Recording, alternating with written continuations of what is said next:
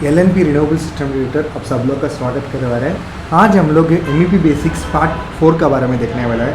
अगर आप part 1 to 3 को मिस किया तो हमारा चैनल को सब्सक्राइब करवा दो। हमारे चैनल में हम लोग MEP basics part 1 to 12 Hindi बोल के एक प्लेलिस्ट बना के रखा, उसके अंदर जाके mechanical, electrical, plumbing, coordination related basics को आप समझ सकते हैं।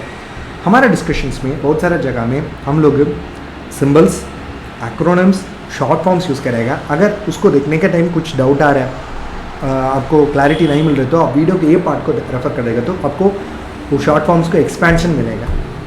ये पार्ट में क्या क्या चीज़ आज हम लोग डिस्कस करेंगे, मतलब कंफर्ट एयर कंडीशनिंग सिस्टम में डिफरेंट टाइप्स क्या क्या है, कि कैसे एक वर्टिकल एंड हॉरिजॉन्टल यूनिट देखने के लिए दिखाएगा, ठीक है, कैसे एक वाटर कूल्ड कंडेंसर देखने के लिए दिखाएगा, वो कैसे काम करेगा, ठीक है।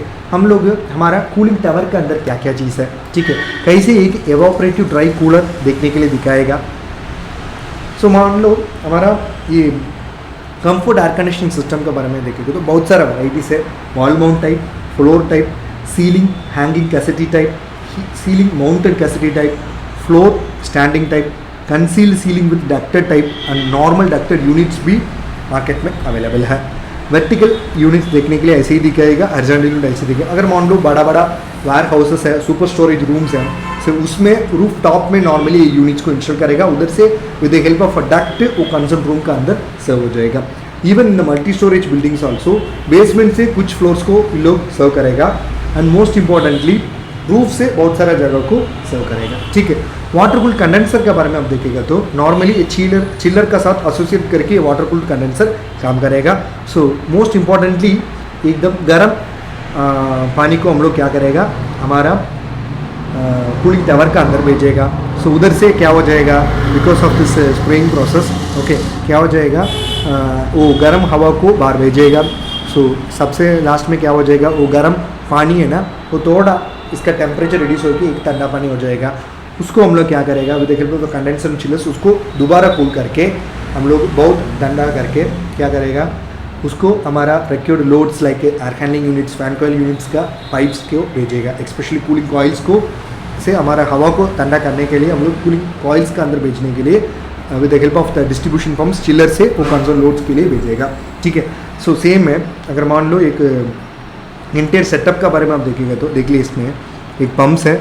सो 30 डिग्री टेम्परेचर में हमारा कूलिंग टावर का अंदर जा रहा है। So because after cooling down process उसका टेम्परेचर 27 डिग्री रिड्यूस हो जाएगा।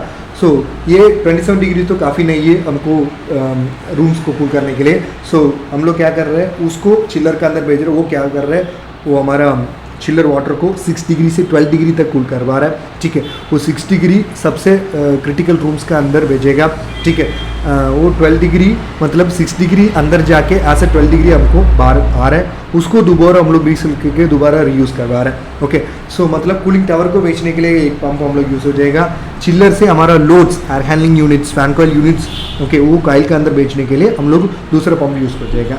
सो ये कूलिंग टावर का अंदर आप देखेगा तो नॉर्मली क्या हो जाएगा, हम लोग गर्म पानी का उसके अंदर भेज के, okay, with the help of spraying process क्या कर रहे हैं, हम लोग उसको टेम्परेचर को कम करवा रहे हैं। इसके वजह से hot air with the help of a fan बाहर इन्वायरमेंट को जाएगा। सो सबसे लास्ट में उसका टेम्परेचर कम होके हमको थोड़ा टेम्परेचर रिड्यूस्ड वाटर मिलेगा, ठीक है। अगर मान लो ये कूलिंग टावर के अंदर क्या क्या चीज़ है, नॉर्मली इसके अंदर एक फ़ैन मोटर है, फ़ैन ब्लेड्स हो सकते हैं।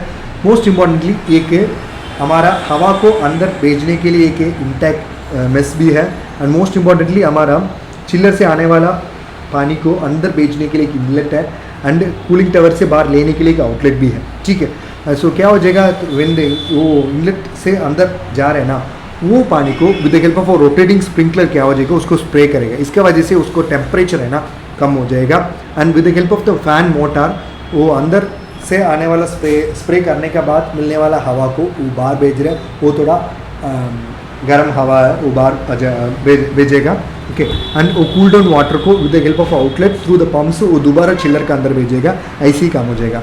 एवापोरेट ड्राई कूलर में भी सेम मेथड है। क्या हो जाएगा, वाटर को स्प्रे करेगा कंडेंसर में, इसके वजह से क्या हो जाएगा, वो पल्प टेम्परेचर से आने वाला पानी को टेम्परेचर को रिड्यूस हो जाएगा, ठीक है। एवापोरेटिव कूलिंग सिस्टम का अंदर आप देखेगा तो नॉर्मली ओके एक डैम्पर हो जाएगा, ठीक है। आने वाला हवा को फिल्टर करने के लिए फिल्टर्स है। अगर कूलिंग कुछ मेंटेन करने का, तो उसके लिए एवापोरेटिव मीडिया हम लोग यूज़ करवा रहे हैं। हीटिंग के लिए हीटिंग कॉयल हम लोग यूज़ करेगा। सप्लाई लाइन में सप्लाई फैंस आ जाएगा। सो अंदर हवा को बाहर भेजने के लिए हम लोग रिटर्न फैंस यूज़ करके उसको एग्जॉस्ट कर सकते हैं। इसका वर्किंग प्रिंसिपल के बारे में देखेगा तो एक कूलिंग पैड है, उसका अंदर नॉर्मली कूलिंग वाटर जाएगा with the help of coils. With the help of cooling pump से हम लोग वाटर को रिसर्कुलेट करवा रहे हैं। सो बाहर से आने वाला गर्म हवा को हम लोग कूल डाउन करके अंदर को ले रहे हैं with the help of the fan motor. Same में भी हमारा कूलिंग कॉइल्स में कैसे है वो सेम टिपिकल काम इसके अंदर भी है।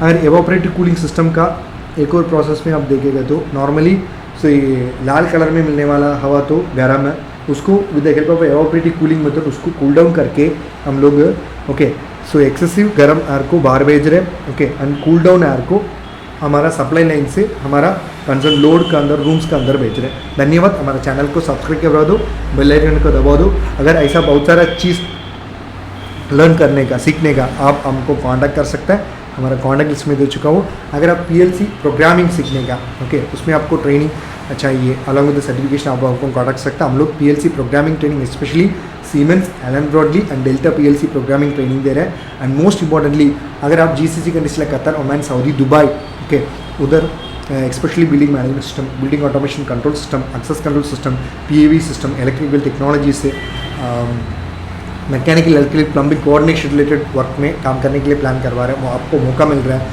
आप इधर से सीख के उधर जाके काम कर सकते हैं। उसका बहुत सारा चीज़ आइडियाज़ हम लोग दे सकते हैं along with the certification.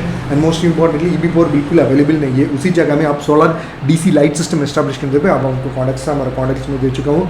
And most importantly आपका पास एग्रीकल्चर फार्म्स हो सकते हैं, उसमें आपका क्रॉप्स को आप वाइल्ड एनिमल से रक्षा करने का instead of going for normal fencing आप सोलर इलेक्ट्रिकल फेंसिंग बना सकते हैं। उसका जरूरत इक्विपमेंट एज ए किट हम लोग दे रहे हैं। एंड मोस्ट इंपॉर्टेंटली हम लोग industrial automation, building automation, solar on grid, off grid, hybrid application, solar street light, solar power services establishment का design okay consultancy training supports हम लोग दे रहे हैं। अगर आपको कोई ज़रूरत है आप हमको कॉन्टैक्ट कर सकते हैं। धन्यवाद।